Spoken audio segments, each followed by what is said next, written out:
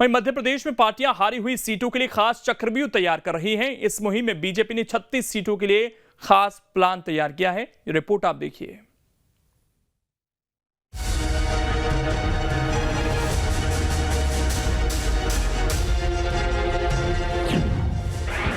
MP में क्या है बीजेपी का 36 प्लान?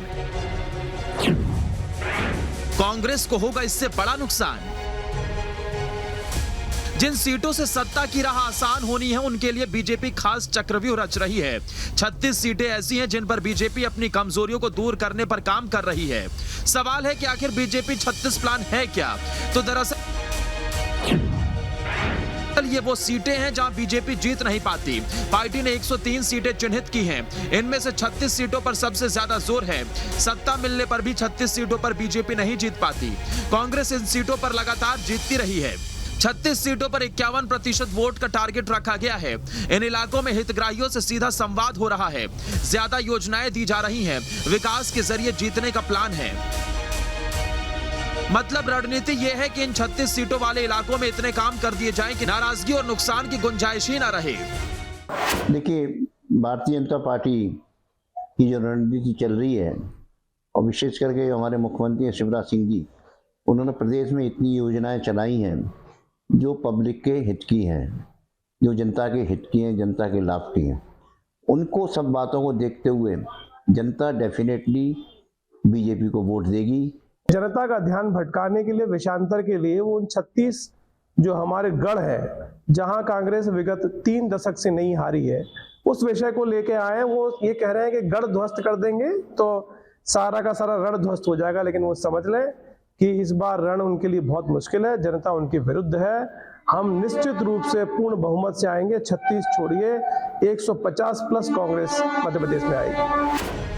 दरअसल बीजेपी की कोशिश है कि जिन सीटों की वजह से कांग्रेस की स्थिति मजबूत रहती है वहीं उसका रास्ता रोका जाए, जिससे कि सत्ता की लड़ाई में कांग्रेस दूर रह जाए। कांग्रेस के गढ़ माने जाने वाली जिन 36 सीट्स पर बीजेपी टारगेट कर रही है, कहा जा रहा है, उसके पीछे कहीं ना कहीं उसकी 2 बड़ी स्ट्रेटजी है। एक तो उन बड़े लीडर्स, क्योंकि ये ज्यादातर बड़े लीडर्स की सीट्स हैं, उन पर उनको घेर लिया जाए। दूसरा, जब किसी चीज को टारगेट किया जाता है तो उसमें से कुछ ना कुछ गेन जरूर होता है। अब आपको बताते हैं कि आखिर बीजेपी की चुनौतियां क्या क्या हैं।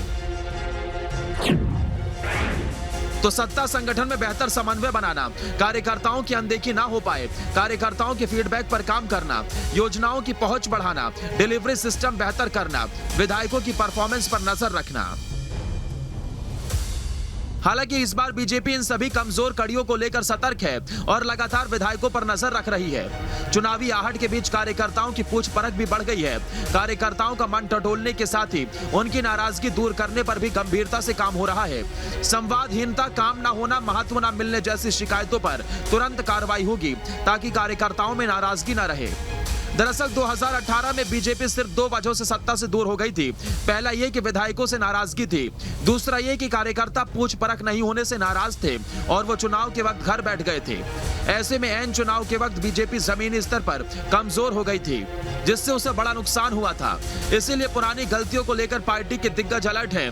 मंत्री से लेकर विधायकों को ताकीद की जा रही है कि क्षेत्र में सक्रिय रहें, साथ ही कार्यकर्ताओं से संवाद करते रहें ताकि जमीनी सच्चाई का पता चल सके। बीजेपी की कोशिश है कि अगर हारी हुई सीटों पर स्थिति मजबूत हो गई तो सत्ता की राह आसान हो जाएगी। कोई भी राजनीतिक दल अगर सालों से अपनी चुनिंदा सीटें फोकस करने के बाद भी नहीं जीत पाती तो इसकी 2 ही वजह होती हैं कि या तो उसने अपनी रणनीति ठीक से लागू नहीं की या फिर वहां के जनप्रतिनिधि की जड़ें इतनी मजबूत हो जाती हैं कि दूसरा दल उसे हिला भी नहीं पाता। यही वजह है कि कांग्रेस की दर्जनों ऐसी सीटें हैं जहां बार बार कोशिश करने के बाद भी भारतीय जनता पार्टी जीत नहीं पा रही। अब देखना होगा कि 2023 के विधानसभा चुनाव में बीजेपी की ऐसी कौन सी रणनीति है जो कांग्रेस से पुश्तैनी सीटें छीन सके। Vinod Sharma, news state. अब इसमें खबर तो यह है कि 36 सीटों पर गुजरात की तरह काम हो रहा है। पन्ना प्रमुखों को सक्रिय किया गया है। पन्ना प्रमुख घर घर संपर्क अभियान चला रहे हैं ताकि बीजेपी के पक्ष में माहौल तैयार हो सके।